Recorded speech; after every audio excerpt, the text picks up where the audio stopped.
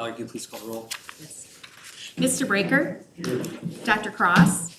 Present. Dr. Crawl? Present. Mrs. Lehman? Here. Mr. Neely? Here. Mr. Roth? Present. And Mr. Rudd? Here. I declare the 2024 levy hearing open. The hearing is open for the purpose of answering questions or hearing comments from the public on the 2024 levy resolution. Ms. Kowalski has provided fund balances for fiscal year 25, truth and taxation. All balances are from the end of fiscal year 24 on June 30th, 2024. Valerie will include these numbers in the minutes of the meeting, and Ms. Kowalski is here to present numbers and answer any questions. So these are the numbers that I did present to you in November at some point. I can't remember which meeting it was, maybe it was both, for all of the funds that we have. As I had mentioned previously, the high number for the O&M fund is as a result of accumulating some funds in there in order to get the projects done. So I wanted to make sure that we make note of that. And everything else, of course, is required 180 days or more in fund balance. And then I just put in some fund balance projections, as I normally do. You can see for the O&M fund, as I just mentioned, that green bar obviously is going to be dropping significantly due to completion of our projects in the next 1 or 2 years. And that is all I have. Okay. Are there any comments or questions from the public regarding the levy hearing? There being no audience questions or comments, I now call the 2024 levy resolution hearing to a close. You please call the roll to open regular meeting. Mr. Rudd? Here. Mr. Roth? Here. Mr. Neely? Here. Mrs. Lehman? Here. Dr. Crawl? Present. Dr. Cross? Present. And Mr. Breaker? Here. Do the pledge of allegiance. Pledge allegiance to the flag of the United States of America and to the republic for which it stands, one nation, under God, indivisible, with liberty and justice for all.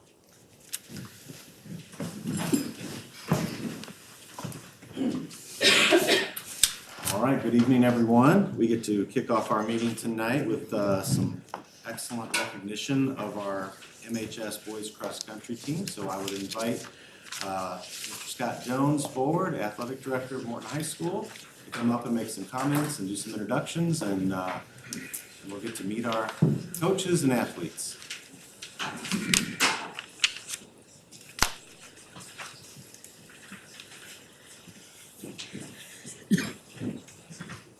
Thank you, Dr. Smock, and good evening, everybody. Excited to be here tonight. Thanks for having us. Gentlemen did a remarkable job this year, and this gentleman standing next to me and the coaches back there are top notch. They're everything you want in a coach, everything you want in a program. And when I say program, I think it's important to talk about the things that go into it, not just showing up and watching kids run or cheering kids or yelling at kids. I mean, the things that our coaching staff does in regards to building this program, working with nutrition, injury prevention, team building, book studies, things like that just go over and above and beyond everything that you expect from a coach. They do, and they do it right. And we're so proud of the program. And as the Metamora AD calls it, the juggernaut for cross country that they are building in this area. So, and I'm really proud. I loved when he said that. I didn't disagree, and I didn't tell him to tone it down. I said, darn right, because that's what they're building. And I appreciate, like I said, all the hard work. And you see them in the middle of the summer. You see them right now in the Winter Run Club. If they're running, and it's an all-year type of thing. And again, it's all a lot of it due to our leadership that make sure they communicate things, they push them. And they take care of our kids, and I appreciate that so much from an AD standpoint, but also the check-in standpoint when Coach Zeller stops by a couple times a week to talk about a new book he read or talk about a new program he wants to install into his, and things he wants to do with his program. So It's a wonderful thing. I'm done talking. I want to make sure I introduce the people that really matter tonight and these great coaches, athletes that work so hard. So if you would, please help me welcome Joe Zeller.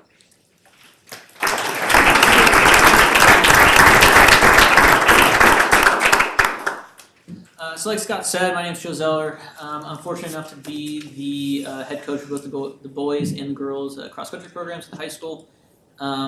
I get to do the fun part here. I'm going to tell you a little bit about the success that they had. I'm also going to tell you about them as people as well.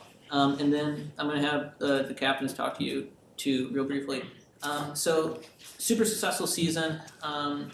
We judge, of course, a lot of what happens competitively at the end of the year. So in terms of our last 4 meets that we had, conference meet, the boys won, took first. This is their 6th year in a row winning the conference meet, Mid-Atlantic Conference Championship.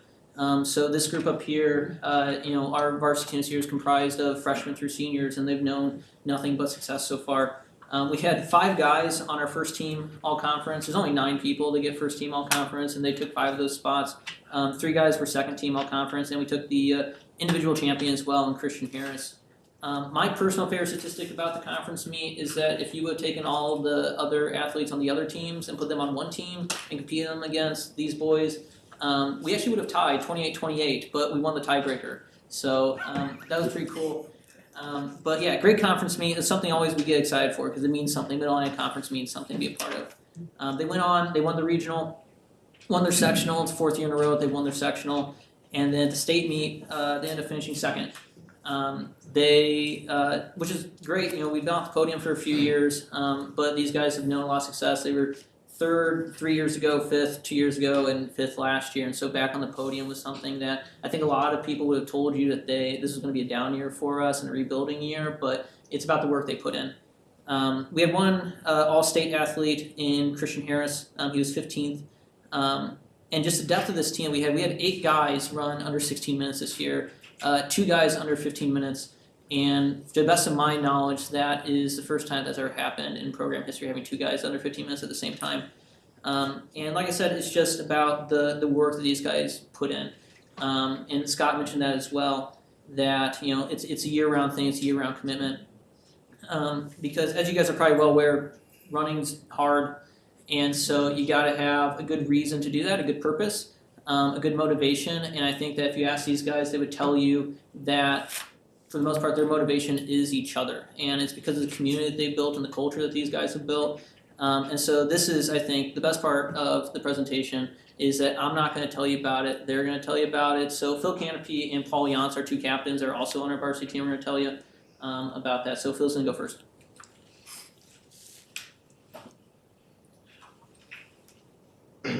Thank you, Coach Zeller, and thank you for the school board for having us here. I just want to talk a little bit about what the team experience is like this year. I'm a senior, this is my 4th year on the team, and like Coach said, we've been very successful all 4 years.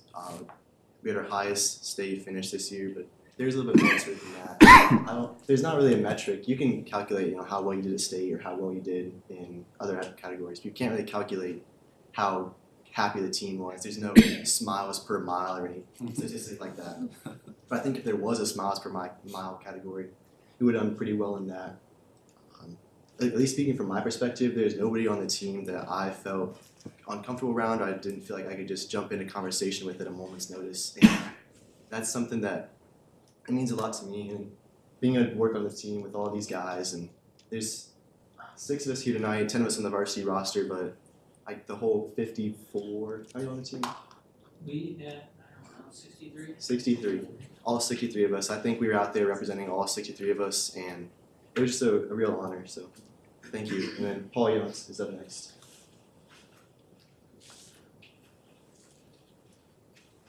Good evening, everyone. Just want to thank you guys for having us here. My name is Paul Youngs. I'm also a captain with Phil. It was nice to have Zeller talk a little bit about our team's accomplishments this year. As you heard Phil say, captains, we kind of wanted to shed some light on the culture that we have on our team. I feel like going into the season and over the summer, Phil and I talked a lot about wanting to make our culture, the team, better. And I think that's something that we were able to accomplish this year. Because when I look at the 6 guys we have here today and the rest of the guys on our team, proudly say that they all exemplify like extraordinary values that I think are important. These guys are they're hardworking, they're selfless, they're kind, supportive, and they're motivated. Each of these guys comes to practice with a good attitude and a focus on wanting to better themselves, which I think wasn't always the case, but it's something that we improved upon a lot throughout the years. And when it comes to practice or team dinners or just hanging out, I mean, I can really always count on these guys to just put a smile on my face or make me laugh, and I think that's super important. And I think that's something to be proud of. Because whether you like it or not, there's a lot more to high school sports than just the outcome of state championships or a race. And there's so many opportunities for growth and change and leadership that make cross country a lot more than just running 3 miles. I think these boys have shown that by not only becoming better runners, but better people as well. Thank you.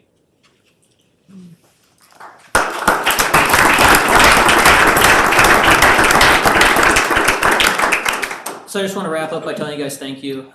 Appreciate the opportunity to recognize, obviously, the achievements that they had on the course this year.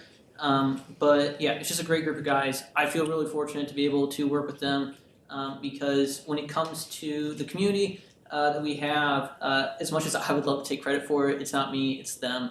And so again, thank you guys, appreciate it. But yeah, this is your second place IHSA cross country team for this year.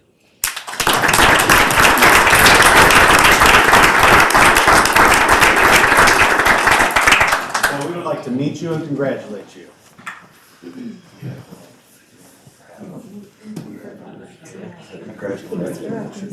job, well done. Hey, congratulations. Congratulations, super proud of you. Hey, congratulations.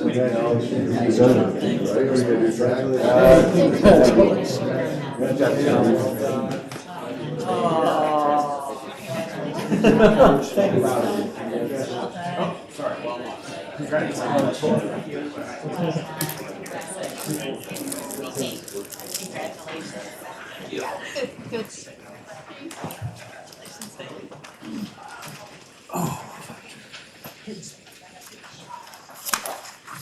So while we're in the spirit of recognition, I would like to introduce Todd Herman. If Todd Herman could stand.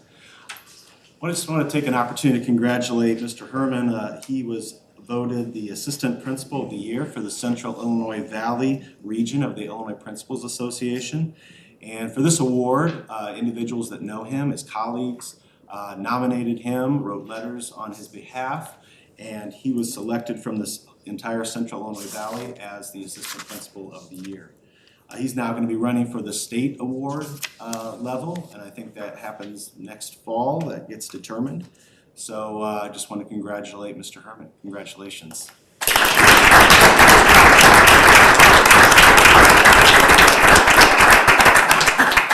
Very well deserved.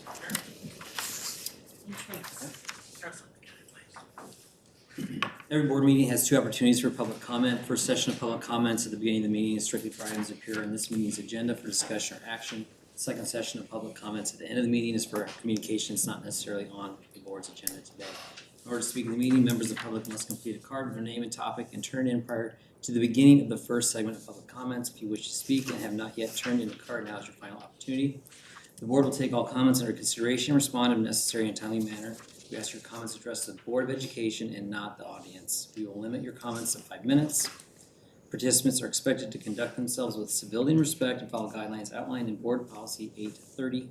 Visitors to and conduct on school property. Further information about public participation in Board of Education meetings can be found in Board Policy 2 and 230. Dr. Cross, we have one agenda-related topic tonight, no non-agenda related topics. And our first speaker is Dr. Ashley Fisher.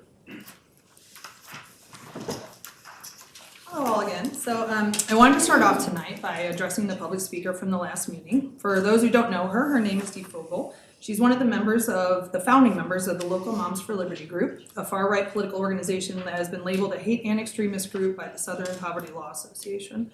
She's not from Morton, and she has never had children attend in Morton schools. So I sincerely hope that you all treat this outsider the exact same grace as you have shown Heather McMeekin. Now, Dee made a number of untrue claims about me. That is why she'll be receiving a cease and desist letter from my lawyer. However, she did say one thing that is very true about me, and that's the fact that I think all children, no matter what, deserve health care. And I'm not gonna waver on that. And to be honest, I don't understand anyone who thinks otherwise, because they're children. And I don't care if they're black, trans, gay, or even if they're from another planet, they're still just kids. And I think they deserve access to health care. Now, I can confidently send her that legal document because I know there's no proof to her claims. I have made the board and the district well aware that unlike Dee, I don't take my public claims lightly. I investigate them until I have proof and until I have actual documentation to corroborate those claims. I'm very fortunate that many families locally have entrusted me with copies of all the reports they've made, the school's responses, a trust and a responsibility I do not take lightly. I know many of you want me to share those stories as proof that bullying is an issue, but please remember these are families who have already been victimized by the district and children who have already been retaliated against. I'm not going to be the one to make that worse for them by publicly sharing those stories. But for those looking for proof of the truth in my words, think about why I can come up here and I can confidently say these things in a publicly recorded setting without worrying about the school district suing me. It's because they know what I'm saying is true, and they know I have the paperwork to back it up. If what I was saying was false, all the district would have to do is have their lawyer send me a cease and desist letter, but they haven't, and I'm still the only dissonant they have not tried to ban yet at these meetings. They know I have the emails, I have the FOIA results, and I have the court documents. So if you did sue me, I would provide that proof and countersue for frivolous lawsuit, and that would just be a waste of the taxpayers' money. Now, having said that, I want to remind all of you, you also have access to those reports. The emails between these families and the administration are FOIA-able. So don't take my word for it. Please don't. I encourage you, do your own investigation. Put some effort into it. FOIA bullying, FOIA racial slurs, look at the complaints yourself and make your own conclusions on how they're being handled. Those opposing me are going to continue to try to bring up anything they can to distract you from listening to the things I'm actually saying. They don't want you to hear the part where I show the proof that this board has known about these bullying issues for over decades and still doing nothing about it. These are meeting minutes from April 24th, 2012. Multiple parents spoke up at that meeting. It's not the only time they have, it's just the earliest I could find. They spoke about the bullying issue and asked the board for stronger anti-bullying policies. You were president at the time, Mr. Neely. You promised these parents the board was very concerned, not only about bullying, but bullying district-wide, and would be addressing the issue. It's here in the minutes. That was 12 years ago. 12 years ago. You've known about these problems, and what have you done to address it? I'm genuinely asking. I'd also like to point out that at least at that time, the board was replying to public speakers at the meeting. So later today, when you're looking at board protocols, I'd recommend revisiting your protocol of avoiding community interaction at the public speaking section of these meetings. Even something as simple as allowing public comments on recorded board meeting videos would encourage more engagement and is in the spirit of the Open Meetings Act. Because when a parent emails the principal about their child be calling a racial slur in our schools, a response of, well, perhaps you should consider switching school districts is never appropriate, but it's what's happening. And for a year now, I'm just listening to excuses and then multiple times a month getting messages from parents with stories exactly like these. Lastly, I would like the board to look at policy 2105, the ethics and gift ban, when they are going over the protocols. Earlier this year, my children and I made supportive buttons to donate to the teachers as a thank you and a welcome back to school gift. I was not allowed to distribute these buttons, and Dr. Sanders identified this policy as the reason why. That because I was running for school board, any identifiable donation from me would be considered political activity. However, multiple times since, including the last meeting, the incumbent members of this board, who are also running for office to keep their seats, have been allowed to donate food, donuts, breakfast items, etc. to the teachers, attach their names to those gifts, and that was not in violation of that. And that seems really hypocritical to me. So if that policy is going to be enforced, I think it needs to be enforced across all candidates running, not just the non-incumbent ones. And that adding clarification to this policy as to what constitutes political activity may help differentiate in these situations. So I appreciate your time today, and I hope you all have a wonderful holiday season.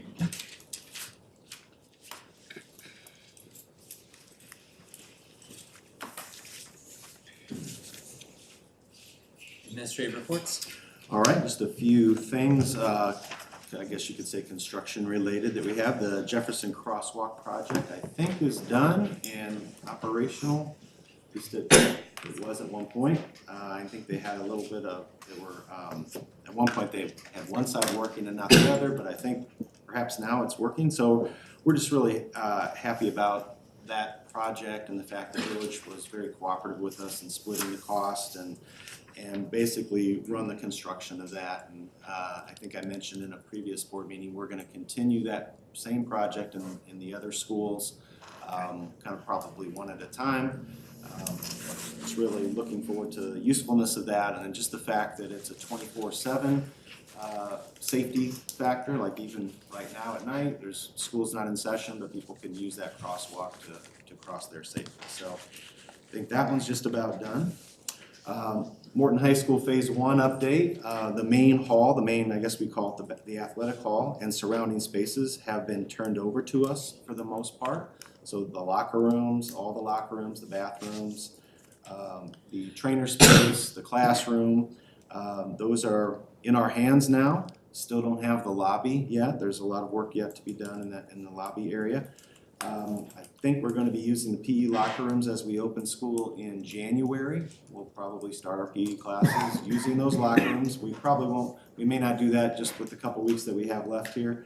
And there's still a few minor things that I think we're doing in those spaces, but so that's exciting. The front glass panels you're going to start to see, or it's also known as a curtain wall. You're going to start to see that going up pretty soon. The outside, the yellow, it's not going to be yellow forever, thank goodness. But that has all been scanned and sized using laser technology, and they're making the panels for that, and I'm not quite sure when that will go on, but inside, drywall will be going up in the interior spaces of the lobby.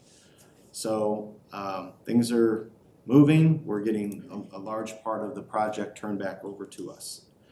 Meanwhile, Phase 2, at the last board meeting, the Board of Education approved going to bid on those projects. I look at it as three different parts. The East Gym renovation, we are going to, I mentioned this last week, but just as a reminder, we're going to pair that up with our summer work so that gets kind of out in front, and we hopefully get that gym started and finished before the start of school next year. But the weight training facility and the Bertha Frank lobby, which is an alternate bid, in other words, that'll be an option depending on what the costs come back at. Those design processes are still underway, and we'll continue getting those designed based on the equipment that we're going to put in there, and eventually we'll have to come to a conclusion on what that design looks like so that they can prepare bid documents. So those are just a few things going on with our facilities. Next, I think I kind of give you a heads up by email, but not according to the agenda. I'm very pleased to welcome Don Sturm to the podium. Don and Courtney Edelman did a fantastic presentation to Rotary last week on artificial intelligence, AI. How are we using it? What are our concerns? How are we avoiding those concerns? There's a lot to it, and it was just such a great presentation, and Mr. Sturm was kind enough to spend some time, and I think it's really a presentation that not just the Board of Education, but our entire public needs to see. So I'm going to turn things over to Mr. Sturm. Well, I appreciate the opportunity to be here. Since November 30th of 2022, I think AI has been my life. And I have, not an expert. Start off by saying that there are very few people who are experts at it, but Dr. Smock mentioned Courtney Edelman, the high school instructional coach. We have really been looking at not sticking our head in the sand. Like, what do we need to do to get students to understand the power of it, but also some of the drawbacks? So I was asked, I don't know, a couple weeks ago to come in and present to the board. That's supposed to be, yeah, that was yesterday. And so today, I kind of worked on a bunch of different things that I already had.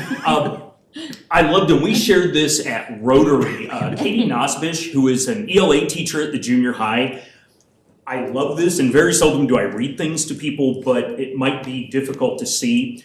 We had interviewed teachers for Through the Educational Looking Glass podcast, and when she gave this to us, we're like, I mean, this is perfect. I think it's better to not just avoid the elephant in the room and pretend it doesn't exist, because it does, and I know it does, and the students know that it does. I'd rather work with them on how we should use it versus them going home and thinking it's a free-for-all. Whether we talk about it or not, students know about it at this point. Like if they go to different websites, AI features are starting to pop up on so many things that you can just use. So if I'm teaching my students to be prepared, I feel like this is part of teaching them to be prepared. And that idea of it's that, I know that you know that I know that, if we try to avoid this, the students know that it's there, particularly high school students. One of the things that Courtney and I have been really big on, it's what we've started with, it's what we've presented at conferences, it's what we've presented at a couple of schools. We actually just got a notice we're doing an AI symposium at Illinois State University in April, and our title is, Courtney's the title person, but it's something about keeping our humanity in an age of AI. And so I put two graphics up here, one of that robot and one of the human with a brain. And this is what we're trying to go with. How do you use this as a tool? How do you use it? We use the term thought partner a lot. How do you keep your humanity when it is very easy to say, do this for me and not put a lot of brain power toward it? So that's what we're really focusing on. I'm going to talk about, we use Magic School as that is the platform that we're using. And so I just ran a report today. We have had, again, you can see almost 21,000 teacher generations. We have 297 people using it actively. And I put the most used tools, and this actually changed, this one didn't change. But Raina, that's essentially the chatbot. That is what would be akin to just ChatGPT. Kind of an open, hey, can you help me solve this problem? And she provides some information to you. The writing feedback, and again, I'm going to talk more about that in the student section, and then the multiple choice quiz assessment. So this is how teachers are using it. And one of the things that I think is important to understand is how the various groups of people, that is students and staff and teachers, and how students are using it. And we made this just descriptive. AI enhances learning, streamlines teaching, and supports individualized instruction. We could have gone on and on and on with other things that it does, but what Magic School, and I think I've actually come and talked about Magic School. If you can imagine, how many of you have used ChatGPT? Okay, it's a lot of white space, and it's intimidating for some people. Like, I don't know what to put in there, and that's why we talk about words like phrases like prompt engineering. What Magic School does is they build these tools that is essentially a pattern for how to use a large language model, a GPT. And so I put just a few up there. A teacher can go in and say, I am struggling to do something new with my World War II unit. Can you help me plan a unit? I've got accommodations. I've got a couple of students in my class that need something different. Can you help me with that? A rubric generator. The standards unpacker. As we work with standards and standards become much more in focus in our district, that idea of what does that standard mean? With the text leveler, I would say, it surprised me that didn't come up higher. The number of people, I can take a text and I can say, okay, I'm a 4th grade teacher, I want this text written at a 5th grade level for that 5th grade reading level student I have, or I can have it written at a lower grade level. And we talk as coaches about, here's the caveat to all of this. We as coaches are trying to help teachers navigate how do you do that and do it ethically? How do you say, I want to do absolutely nothing on my own, give me a unit on World War II. That's not what we're trying to do. We're trying to say, put some stuff in, take your Google Docs, save it as a PDF, upload that and say, here's what I have, help me. Target some things that stand out as maybe I'm not doing enough of or I'm doing too much of. The text leveler is a perfect example. I would argue that if you're going to push a student, if you're going to dose stress to them, Stephanie Brown would be so happy that I said that, dosing stress is a good thing. I don't know that you should use the text leveler if there's a student that's just under the 4th grade level. Because you always want to try to push them a little bit. So we're always talking about, when do you use things like text levelers? When do you use things like assignment scaffolders or accommodation suggestions? What do teachers think? We asked them for our podcast, and again, we picked out a few. Magic School's Truly Magical. I've used it as a resource for the students to gain feedback for research papers.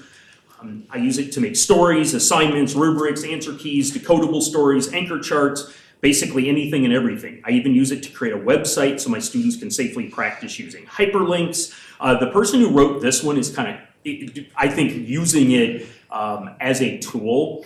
She's actually designed a character named Drizzle the Dragon, and the kids know that, and she will say, okay, I want a reading assignment for them that focuses on friendship and whatever else they're talking about. Use Drizzle the Dragon as the character in this story, and do it at a 4th grade level or do it at a 3rd grade level.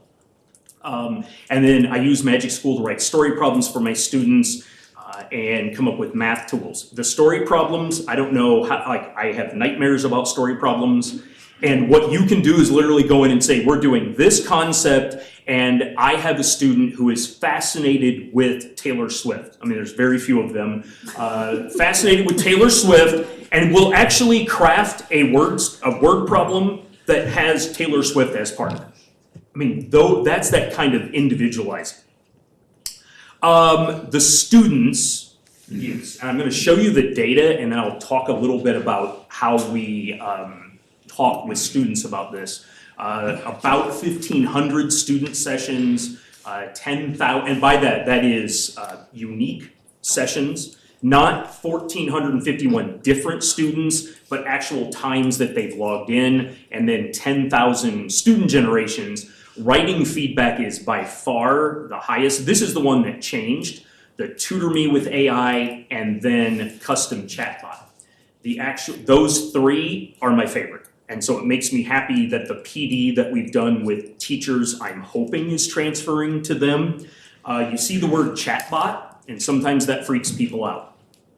There was a story recently, and this is where we're big believers in, you don't try to hide things. The University of Michigan, I believe, where the student was doing a paper on, a 29-year-old grad student doing a paper on aging and the aging process, and eventually it said, look, really as human beings, why are we here? You should just die. And it freaked people out.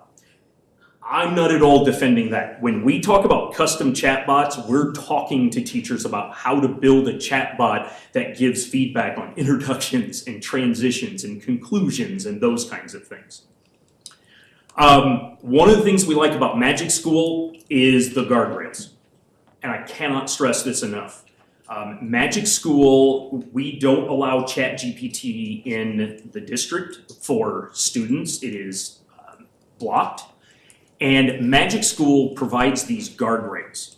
Teachers design the tools, and then they push them out to students in a classroom that a teacher can monitor.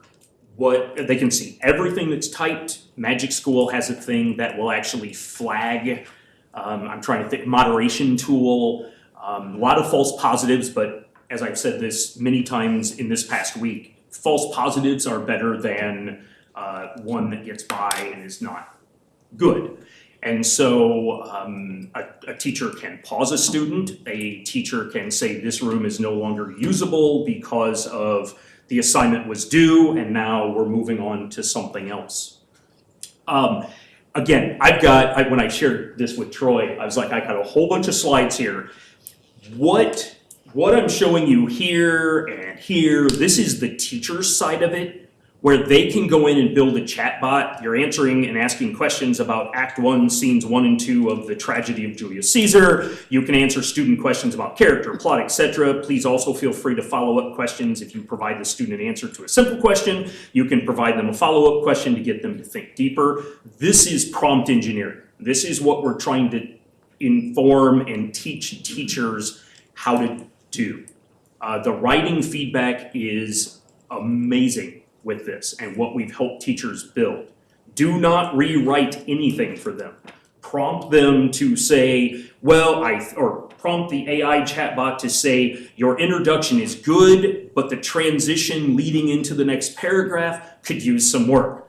They type in, rewrite it. I'm sorry, your teacher doesn't want us to rewrite that. What we would ask you is, what might be a better word to use than this?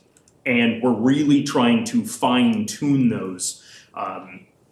Again, we gave it's the most input we've gotten from anybody when we did our podcast, 162 student responses. And what we were surprised at is I don't know about surprised. We didn't know what we were going to get. And then when you're doing a podcast and you don't know what you're going to get, we're like, what happens if it's bad? Do we just like push it under the rug? So I'm glad we didn't have to think about that. 64% of students said it was easy to use, 65% felt engaged, 70% agreed that the AI helped them better understand course material, that writing assignment, 73% felt more motivated to complete their task, 80% expressed interest in using Magic School in other classes. That number right away, Courtney and I were like, okay, now we need to figure out how to convince others to maybe give that a try. Writing feedback tool helped me to confident that my essays were ready for submission. We did have one, we really couldn't include it because of, and that's why I can't show you Magic School, by the way, the back end of it, because of, it shows student names. And I know with this being recorded and everything, not a good thing to do. But one student said, I have never gotten so much feedback in the process of writing. All of the feedback usually comes at the end. And I'm like, that is what this is for. And this is not to, like teachers, I was a teacher doing writing and grading it. I don't know how in the world I would have read a paper 3 and 4 and 5 times in the process. This can help them do that. The study bot, the tutor me with AI broke down complex topics into simple steps. And then kind of lastly, where do we go from here? I have kind of, in talking with Courtney, continue the PD focus on teacher and student use, continue to provide resources that teachers can use to provide explicit instruction on the ethics of using AI. Courtney and I have gone into a couple of classes. I can't remember now the number, but it was a pretty large percentage of students who said, before we ever used this, my teacher talked about the ethical nature of how to use it. And that's what we're going for. We have to talk about those kinds of things. Continue to provide Magic School with feedback for continual improvement. I'm lucky enough to have had a relationship with a couple of people who were the founders of it, and I message them all the time. Hey, can you do this? Can we work on tags? There's a lot of tools. Can we figure out a way to help teachers organize them? And then this is the part that is really important. It's all important to me, but continue with the community discussions about how AI is being used in Wharton 709, the CareU podcast, the Rotary presentation that we did last Thursday, and then we've talked to Alyssa Williams at the Morton Public Library about doing a presentation. When you had Denny Triggs say, oh, we could listen to you for a couple of hours. I was like, yes. We need to get to the library. So we're looking at doing that as well. And then I just put here at the end, we've relied a lot, there's hundreds and hundreds of books. This Teaching with AI, A Practical Guide to the New Era of Human Learning. Both of those are, the authors are educators, I think a valuable resource. And then we've done a series on Through the Educational Looking Glass, and then CareU, we're actually doing the parent component or the caregiving component. It will release next Wednesday. So I could continue to talk, but in there. Normally I put like questions all over the screen if you have questions, but. Questions for Mr. Sturm? How did you know Tom was gonna get really excited when you started talking about Taylor Swift? Is Tom a Taylor Swift fan or is that? That's the rumor, rumor Okay, has that's it. the rumor. Well, Tim labeled me that way, so he's out labeling me all the time. I'll tell you more about that later. Struggle's real, Tom. Thanks. The question, This is, I was at several sessions at our recent conference, and one of the things that was driven home was, it's here. Our students would be at a disadvantage if we aren't all over it trying to do it, but do it in the right way. And my question is, relative to equity, do you feel all of the buildings are on stream? And maybe that's not a fair question, you know. One of the things I can't do with our admin portal is to break down by schools. I will say that's not something that stands out to me. I just did a training for elementary teachers last Wednesday, and I don't know, there were 30 people there. And I mean, they seem to be engaged in it. And so this is we have to meet them where they're at this point. Right. And we've talked a lot about, elementary. I would expect that elementary buildings are not going to use this as much, particularly with students, as a junior high and a high school. But like junior high and high school, I would say there are some departments, not because they don't want to, but they're trying to wrap their head around. Like math right now, that is the biggest complaint about AI, is it's still not great at math, which is amazing to me because you would think that's what it would be really good at. It's gotten better, and so teachers are struggling with things like, how do we help kids to if you only know what you know. If it gives me an answer, my calculator, I'm pretty sure as long as I entered the stuff in there right, that's going to be right. With AI, how do they know if they're wrong? And then if I got it, and then they keep moving through that set of steps, now they've gotten a whole bunch of things wrong. And so I don't have the answer to that. We're trying to work, I actually asked ChatGPT that, help me figure that out. Like, what can we do? And it really is becoming it's a reflection process now. It's teaching kids to reflect, how can this be right? Is there any way that this answer can be right? Flag ones that you're unsure of, and then let's talk about those tomorrow. When you mentioned the equity too, I think one of the big things with AI is we have students who can afford math tutors, and some can't, or any kind of tutor. And this can actually has the possibility to be something that kind of levels that playing field a little bit.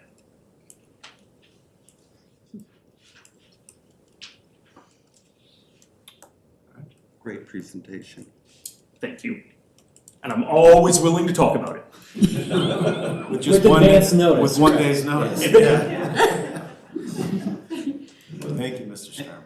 And the fact that you were invited to speak at all of these other places like at ISU and beyond, that tells me you're kind of on that cutting edge, and that's good. A school that presented at the conference was a K-8 building, or district, and it was Fremont, and they really laid out a plan relative to engaging parents, and they have a manual for parents, and there's just so many things that can be done, and I think it's here, and we can't put our head in the sand, and I think we have to find a way to connect with all of our students in meaningful ways quickly.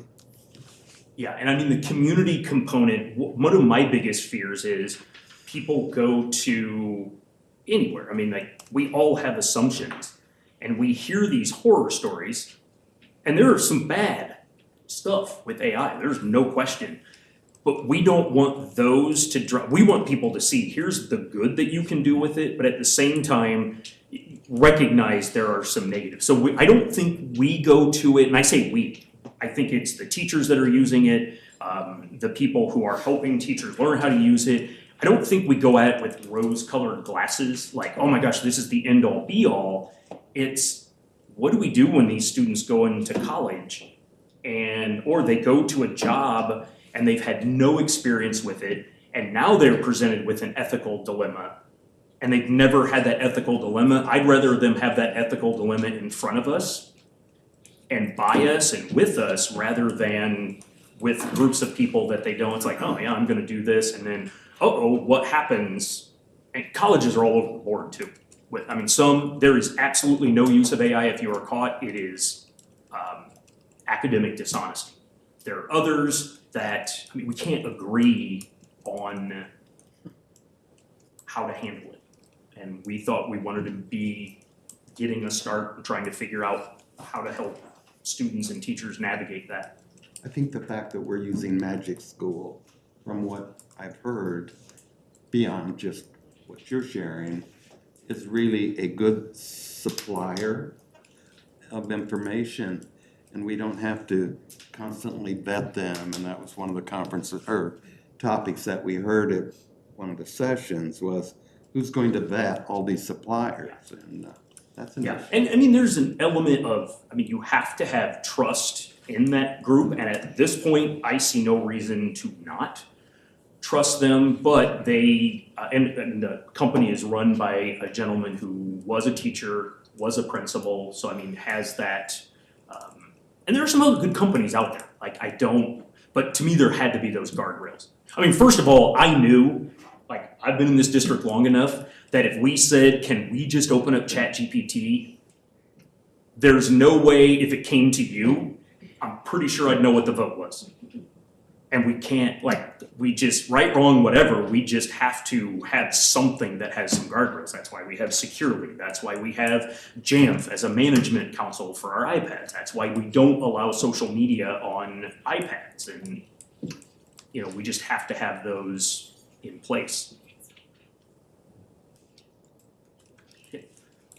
Is there any formal process in place, or even informal way to get the users together at the end of the year, just to share what they've learned, to share that teacher perspective? Standards are nice, preparing for corporate workplace is important, but we want this to enhance our professionals, not replace them or not train our kids in a way that devalues the professionals that are in the classroom. And so I just am wondering how that conversation's going and how the teachers may be discussing that. So I have never had a conversation with a teacher who says, I've had conversations with teachers on menial kinds of things, oh my word, are you telling me that I can have it make a Google form for what parents should bring to the next meet your teacher night or whatever? Who cares about that? That's a task that you can relegate to this. I've never had a teacher say, how can I sit back and do nothing and let this take control? In fact, most of them push back. If there's anybody who's not using it, a lot of times it's, I don't know, this doesn't feel right. And so what we say is, I have learned to not be as much of a bulldozer as I used to be. Now I kind of step back and I'm like, okay, I'll ask questions like, what would it take for you to experiment with this? I'm not talking about with students. I would never ask a teacher who's not comfortable with it, hey, let's just throw this out to the students. We try to get them to understand what it's about. So I don't know if I answered your question. We're always trying to figure out what's the best ways of getting feedback. And we've found right now that one-on-one feedback is better.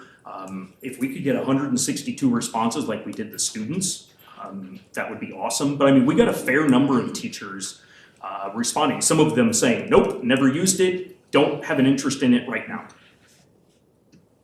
And I think we just kind of, you know, the key to me is you have, the kids are at least experiencing probably someone.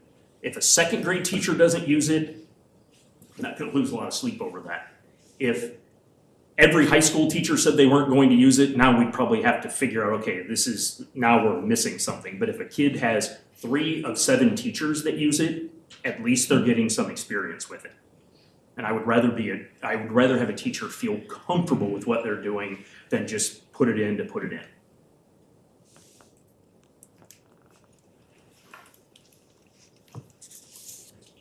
Yeah, I mean, it's just good to be proactive, so I appreciate it. We can be reactive, wait and see what happens, or try to be out in front of it a little bit, so it's just smart.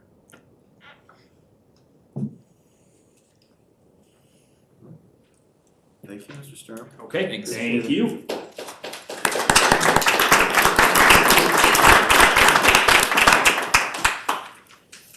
All right, that concludes my reports for the evening. All right, President's report, I don't have much. We talked about SMART goals and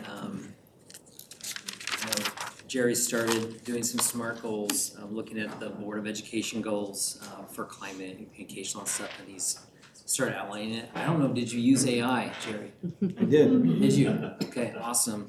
So at some point in time, I think that it's probably a good idea to make that kind of like we do with protocols, right? Throw it, throw it into Google and like so we can all look at it. Can you throw it into Yeah. a Google folder and? So we all could comment on it. I did AI on one of the 3 that I did. That's But why it I was looked at, like, oh, Copilot. Jerry totally did this with AI. That's what I thought when I read it. 2 of them I did all on my own. 1 of them I used AI.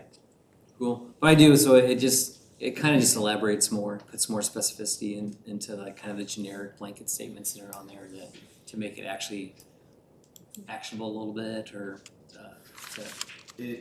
It was better written. Yeah. Obviously, I don't have an English degree, so my writing is decent, but the AI was a better writing. Hence, I said it's a draft and can definitely use some more work. Yeah, no, so I appreciate the work. I think it's something that would be worthwhile to tweak that, so. Green, so we put it out, green is updated, red is not updated at all. And then I look forward to hearing what everyone learned in Chicago, as I missed that. And agenda building, anything else for agenda building moving forward? I probably should have touched bases with Dr. Smock, but Vision 2030, we're going to be asking to put forth a resolution on that topic. Have you heard anything yet from your association? Not much Okay. detail about it. I know there are people attending those meetings, but I haven't really heard a lot of. Now I think it's gone to the next round, and they launched it at the conference, and if I would want that on our agenda if we have information relative to passing the resolution. So if, as soon as we could, I would like to talk about it and see if we can support it. The more that supports it, the better. It's really to put us in a position to lobby our legislators on the various pillars of the vision. One of the biggest for me was mandates, funding. And I wish I would have jotted them down, all of them, but there's some that I think we would all agree that ought to be a high priority for us. So if Dr. Smock can learn more and just drop us a note if you get more from your association on it. I'll look for it tomorrow and see what I can put together for the board, some information about it. And I'm sorry I didn't get to you sooner about No, that. that's okay. But in January, if that could be on the agenda just to discuss.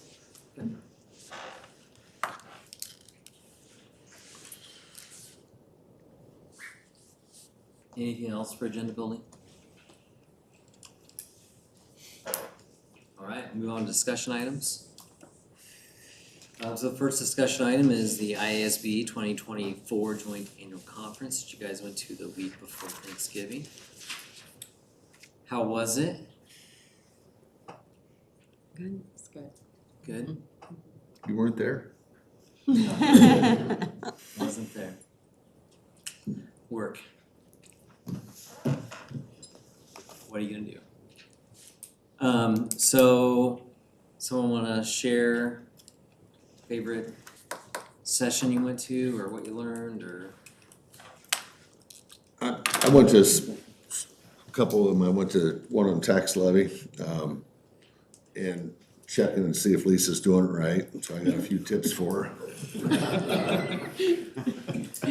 But two things that probably stuck out to me as a little bit was when we're faced with a lot of tax appeals sometimes, and we're, as a board, we're sending representation to fight them, and I'm not sure it's 100% beneficial to the district because it doesn't really change the amount of tax we get, it just changes who pays it, and a lot of the discussion in the room was that if we're sending somebody, maybe the other taxing bodies in the town, such as the village and the library and fire, whatever, can help pay the cost of that for one thing. And then also, if I understood it right, there's a new law that if it goes to PTAB and we have to reimburse them, we still get reimbursed for that. So we don't take a net hit on it, which is a good thing.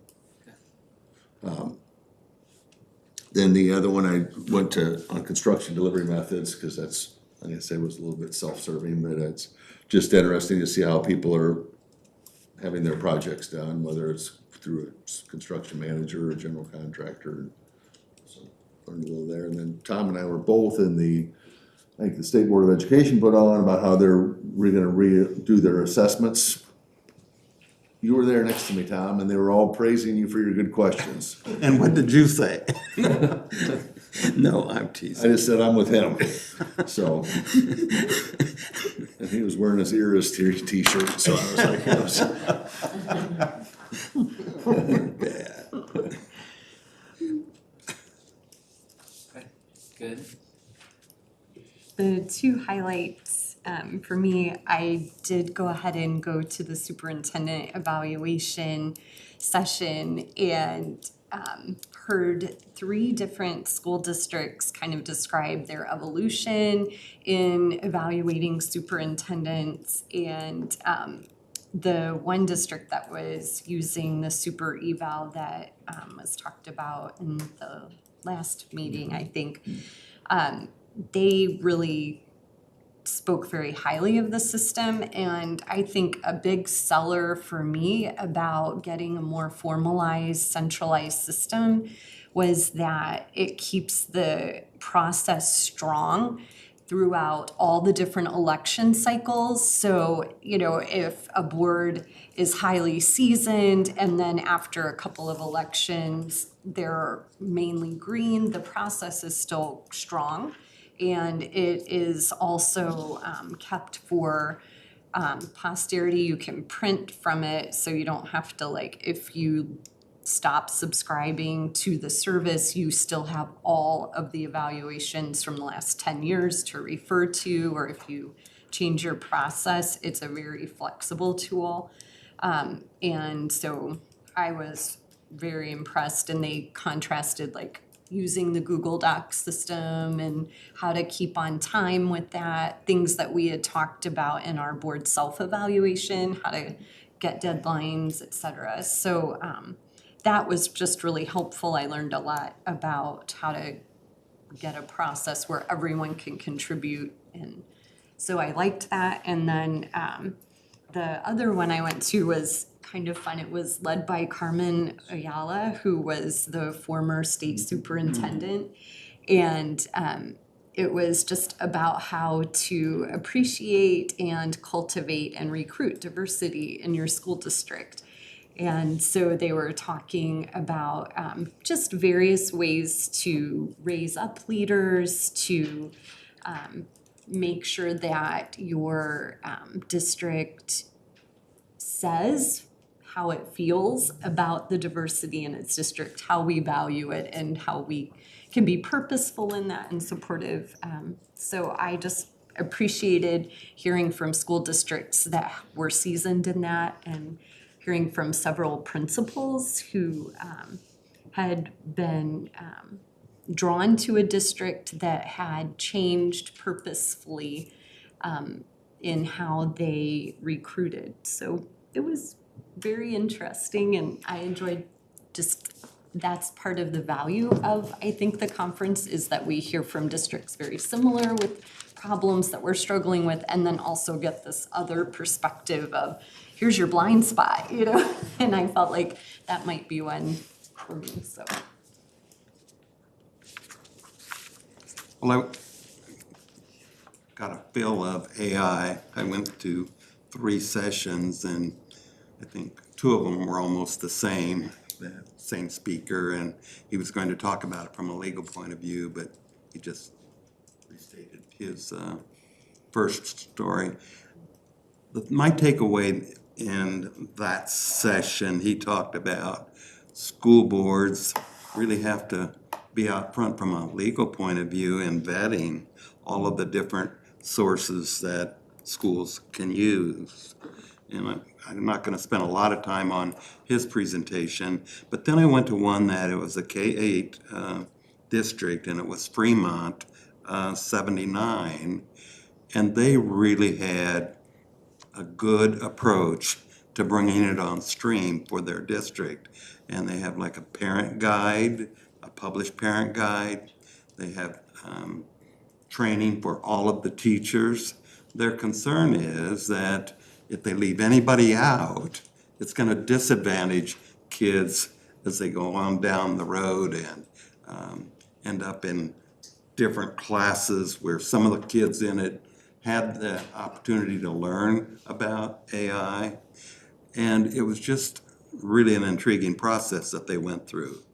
They talked about the board's involvement every step of the way, kind of lots of updates on the materials they use, and they use the same material that we're using, but they were closely involved. They also are involved in the policy comment that's in the policy talking about AI, feeling that that was extremely important. I did talk to our association. Are we doing anything with a policy on AI?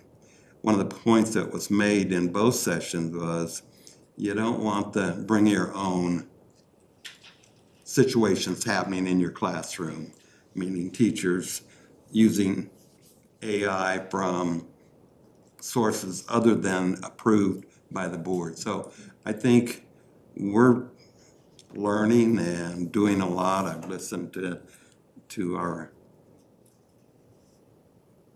comments on that were put on just last week that was talked about in the podcast. I forget what the name of it was, just listen to it, but it's spot on ways to communicate with parents on AI, and there's a lot of good things there. So enough on that. Listen to the speaker on Trust Matters and bought the book again, but there's just so much in what he had to offer and how important it is for our school board to be following through on those pillars. And so it was a good session. And then Sunday morning there was a session that unfinished leaders, meaning leaders are never finished in growing. And they just touched on a lot of points of continuous growth for leaders. And I think the message is clear to all of us that we have to keep learning, keep moving forward for the good of our district. So I thought the conference went well. Yes, we'll just go around. So I, after the self-evaluation and then in my current spot, I went to the board president in leading leaders. So this is a nice little, we went through all this. We went through all this.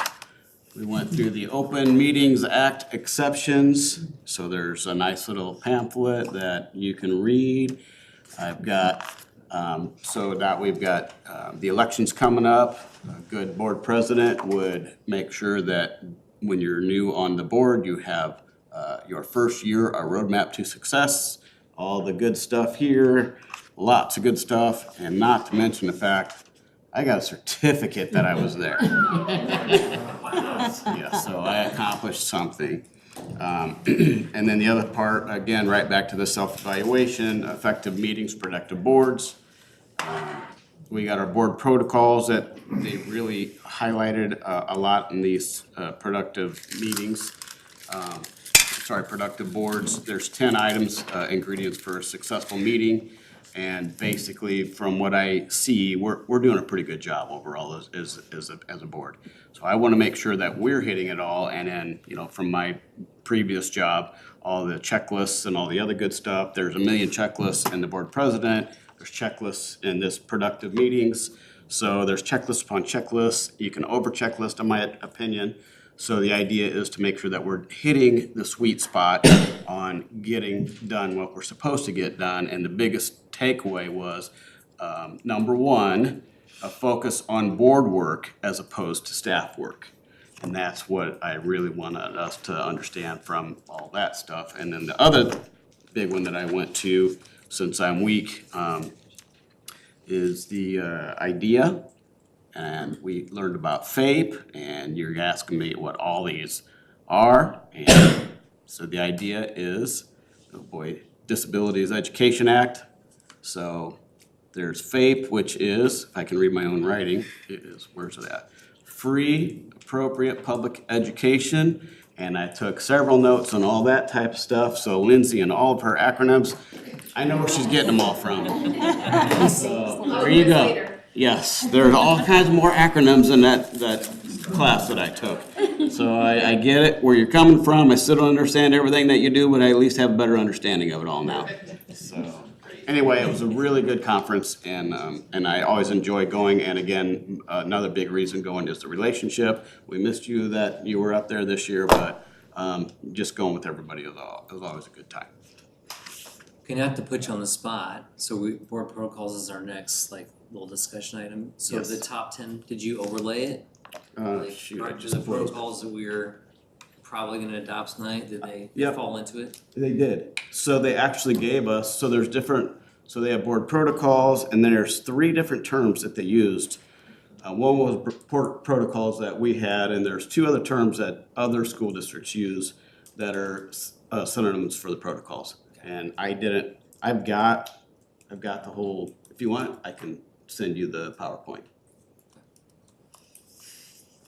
Oh, you could just give it at the next meeting, I mean. Sure.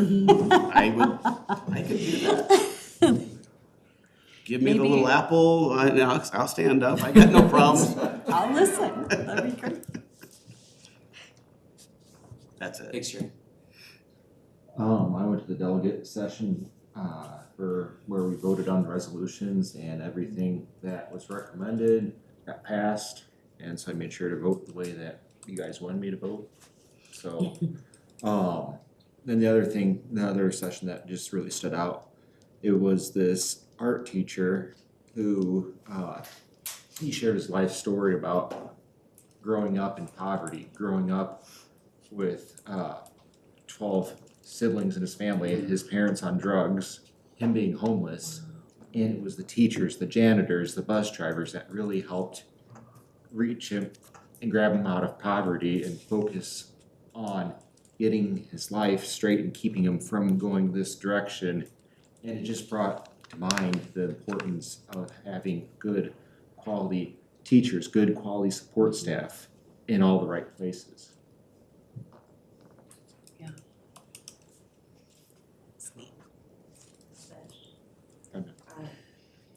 I told a couple people, just even from other districts, that in the 4 years that I went, I felt like this was maybe one of the best offerings of classes that they had. So the few that I chose was AI, which this was great that Don spoke tonight.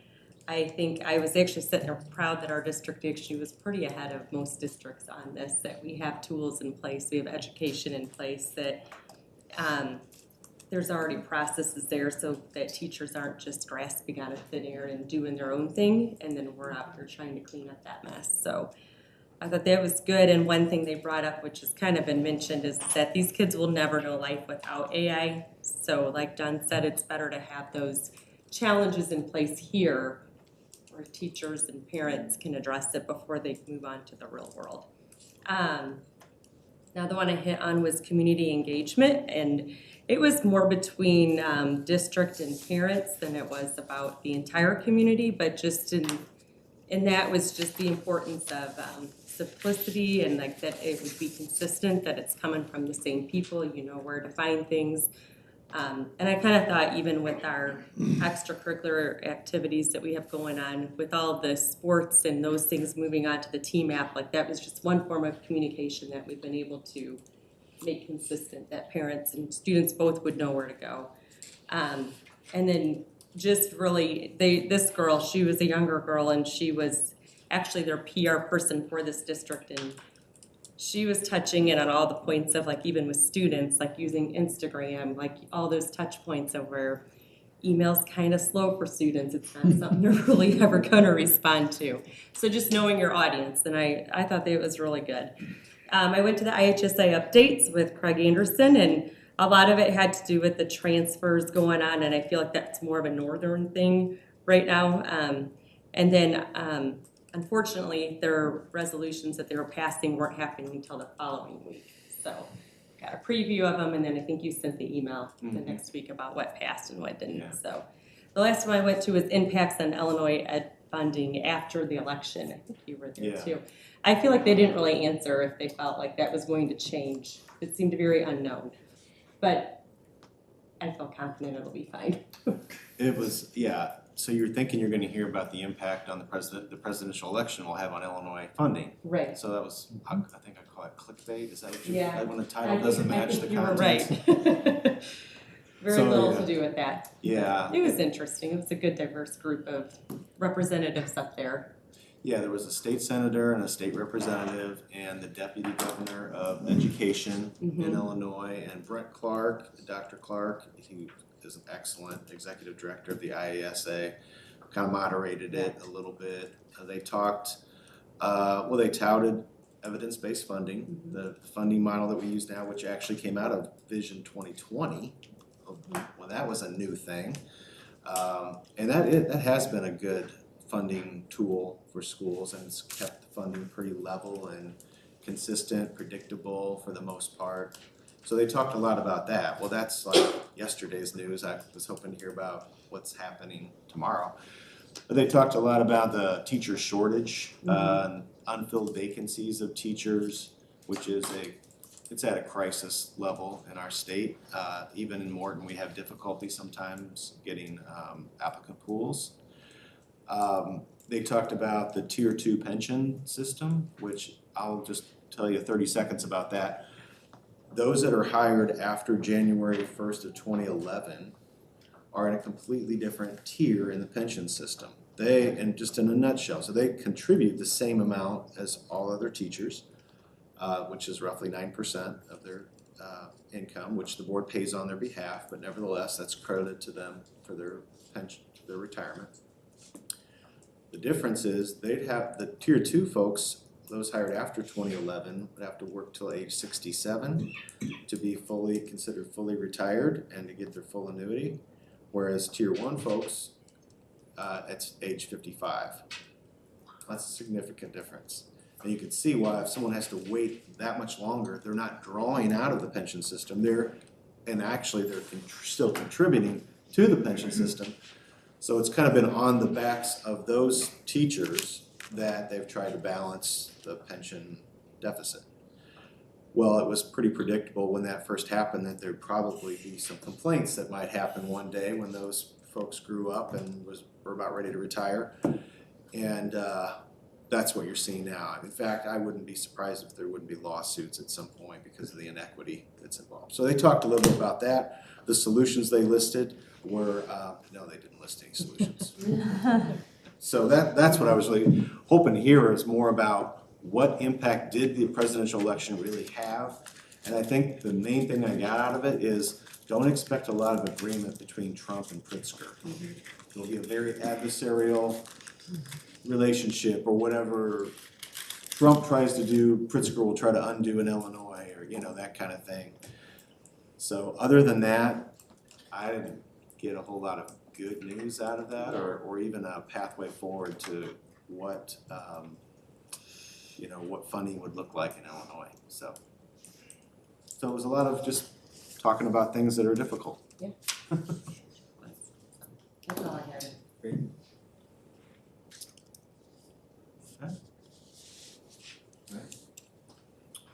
Well, I could take what Mr. Rudd said, and because I know how he speaks from his career, that and it's bottom line up front, right? So hearing what Mr. Rudd said about the board protocols, do you want me, how in depth do you want me to go through that? I'll speak a little bit about it. It was a good process. We took the previous board protocols. We dropped it into a shared folder on the board drive, and then we were able to collaborate. I was, you know, as we've embraced, you know, Google and just the collaboration tool aspect of it, what a great way to put together a document. And so then, you know, we were able to see the comments that were listed on the right, who was making edits. Sometimes there was questions that were put in there. And so then I took that and then created, you know, the red line draft and then a clean copy of it.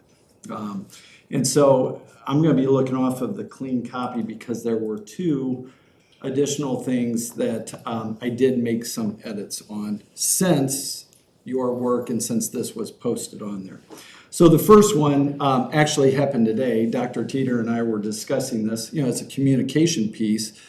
One of my questions to the board is, I'm assuming that you would want to see this on our website, be a forward-facing document.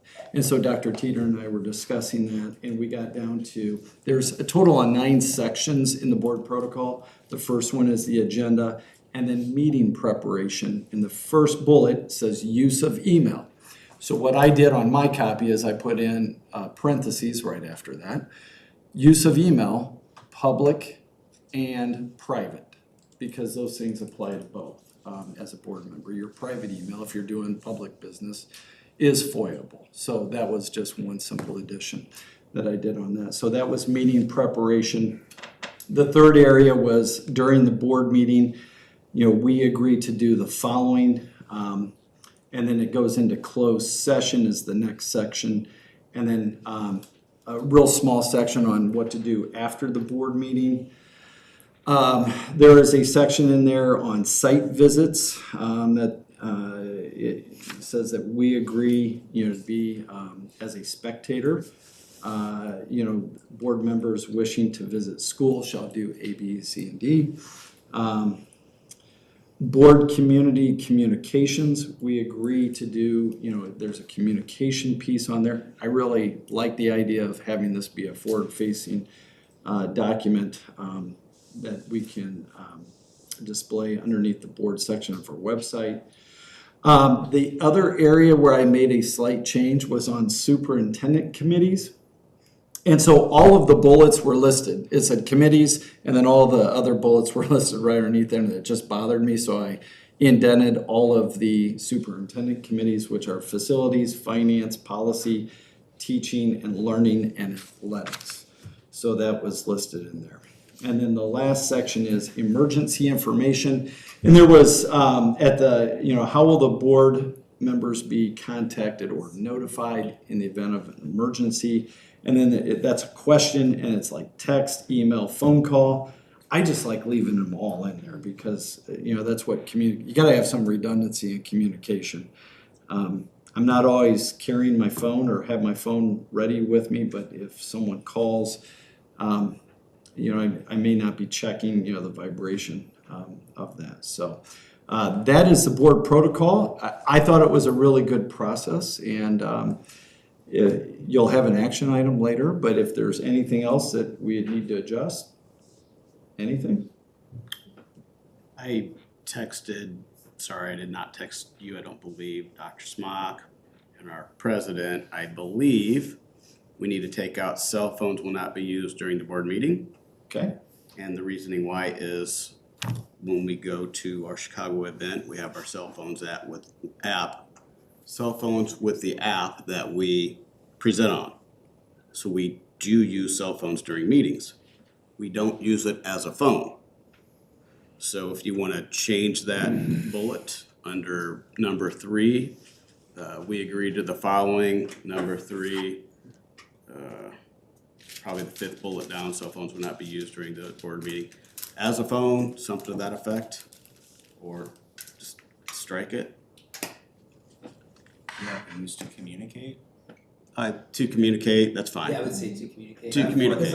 Because I do, I have like my email, like, I don't, because connecting to this Wi-Fi as a guest and all stuff just irritates me all the time, so I just use my phone and use wireless, like, I get all through that. So if I'm looking something up to read it, like, I am reading through it instead of an iPad. Yep, so sometimes I'll use my phone. You don't text and you don't take phone calls and the board table, that's an expectation, right? Unless you're Tim, he does it. I was gonna call Tom. Anyway, I would like that to be, and I apologize, I didn't recognize that till after the fact. Actually, the school board, at Chicago is really what hit me. Sure. Is everyone okay with including cell phones will not be used to communicate during the board meeting? Yeah. Yeah. I think that covers I it. think that was sort of understood, but I think it's better to clarify it. Well, if it's here, I it needs totally to be agree with followed. you. And this is a living document. Yeah, well, we talked about, we wouldn't really formally need an action item on it. I mean, we could talk, I thought, well, let's just make it official personally, like, and vote on, like, yeah, these are protocols, it's what's gonna be, and then, so it's in writing. So I did bring up the sample school board protocols, if you want me to talk about them, but everything that you just said is on there.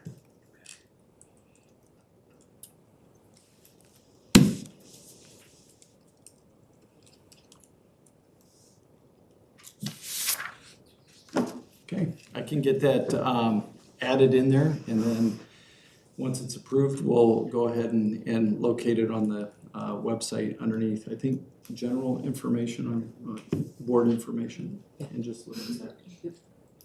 So maybe when it comes to the action item, the motion says as amended, is that? Mm-hmm.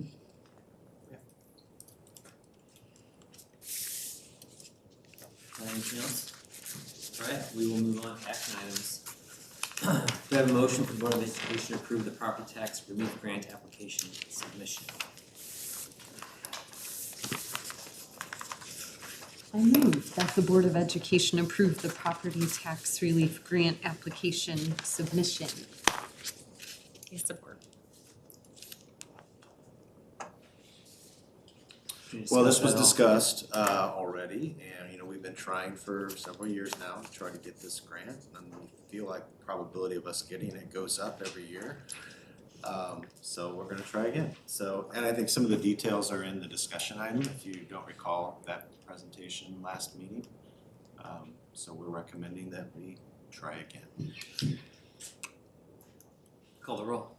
Dr. Kroll, Yes. Mrs. Lehman, Yes. Mr. Breaker, Yes. Dr. Cross. Yes. Mr. Neely, Yes. Mr. Roth, Yes. Mr. Rudd. Yes. All right, I have a motion for the Board of Education to approve the 2024 levy resolution as presented. I move that the Board of Education approve the 2024 levy resolution as presented. Right. Mr. Rudd, Yes. Mr. Breaker, Yes. Dr. Cross, Yes. Dr. Kroll, Yes. Mrs. Lehman, Yes. Mr. Neely, Yes. and Mr. Roth. Yes. And do I have a motion for the Board of Education to approve the expansion of the breakfast program to Letty Brown, Lincoln, Grundy, and Morton Academy in January 2025 at a cost of $1.60 per meal and a grab and go to Morton Junior High and Morton High School in the spring as staffing permits. I move that the Board of Education approve the expansion of the breakfast program to Letty Brown, Lincoln Grundy, and Morton Academy in January 2025 at a cost of $1.60 per meal, and a grab and go to Morton Junior High and Morton High School in the spring as staffing permits. Support. I do wanna see the numbers for that next year. I mean, just because we can afford it, we wanna make sure we're utilizing it and that it is actually reaching the students that we need it to reach. We'll track But you that guys do a immediately. great job with that. Thank you. Yeah, we'll track that immediately, so when we roll this out in January, we'll start counting and we'll let you know how that's going in all the buildings. And again, that just as a reminder, we are doing 2 days a week of some kind of hot food, 3 days a week of more of a cold or grab and go kind of thing at the elementary schools. Trying the grab and go, granola bars and different things like that. Maybe there's some things I think maybe you can microwave, but not really cooking for those students. However, looking at fall of 2025, maybe we'll keep looking at can we do a cooked breakfast some days of the week at the junior high and high school. So we haven't really given up on that, but this is how we're planning to kind of roll it out and see how it goes. I'd like to add the testimonies from the Jefferson School. Awesome, and it made this, I mean, really feel-good type thing. Yeah. So, It's making a difference. yes, thanks to Jefferson for the testimonies, and I'm really glad that we chose to do this, a year ago or whenever. Well, and I think at the high school level, there's a lot of kids in athletics that have to practice before school that you can't eat and then go practice or else you're puking at the sport, whereas this, you can get a meal afterwards. Yeah, that's true. It's almost like he knows from experience what he said. I decided wrestling, you can go to practice at 6 o'clock in the morning. All right, Valerie, call the roll. Sir. Mr. Roth. Yes. Mr. Rudd. Yes. Mr. Breaker. Yes. Dr. Cross. Yes. Dr. Crawl. Yes. Mrs. Lehman. Yes. And Mr. Neely. Yes. All right, do I have a motion for the Board of Education to adopt the agreed upon amended board protocols as we just discussed? So moved. Second. We don't need to talk about it anymore. All right, call the roll. Mr. Neely. Yes. Mr. Breaker. Yes. Mr. Roth. Yes. Mr. Rudd. Yes. Dr. Cross. Yes. Dr. Crawl. Yes. And Mrs. Lehman. Yes. And I think it was understood, it's revised and revised yet again tonight, so. Do I have a motion to approve the consent agenda as presented? So moved. Support. Talk about that after. All right, Valerie, call the roll. Yes. Mr. Breaker. Yes. Mr. Rudd. Yes. Mrs. Lehman. Yes. Mr. Neely. Yes. Mr. Roth. Yes. Dr. Cross. Yes. And Dr. Crawl. Yes. And in the consent agenda was approval of the donation report. I just want to point out, we have several people very generous donating to various causes. Todd Kruger to the MHS baseball program, $1,000. Tim and Ann Bradford to Morton Bands for $500. Linda Dinkins, Morton Bands for $500. Jason Smallenberger, Morton Band for $2,000. Melissa Smallenberger, Morton Band for $2,000. Just amazing. Morton Paramedics to Jefferson School, $750 to help families in need. So just so thankful for all the generosity in our community and just how people step up and help out our programs, and just thankful for what they've given. So. Thanks for that. And then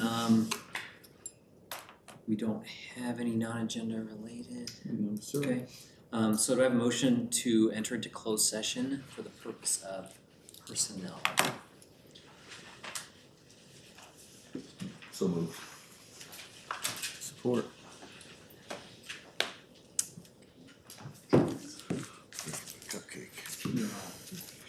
Mr. Breaker, Yes. Mr. Red, Yes. Mr. Roth, Yes. Mr. Neely, Mrs. Lehman, Dr. Crawl, Yes. and Dr. Cross. Yes. Before people get away, we've got treats up here, kind of in honor of Todd for his getting the Assistant Principal of the Year award. So come on up, have some cupcakes and some cookies before you take off. It's all Truffskers, Please. or no, sorry.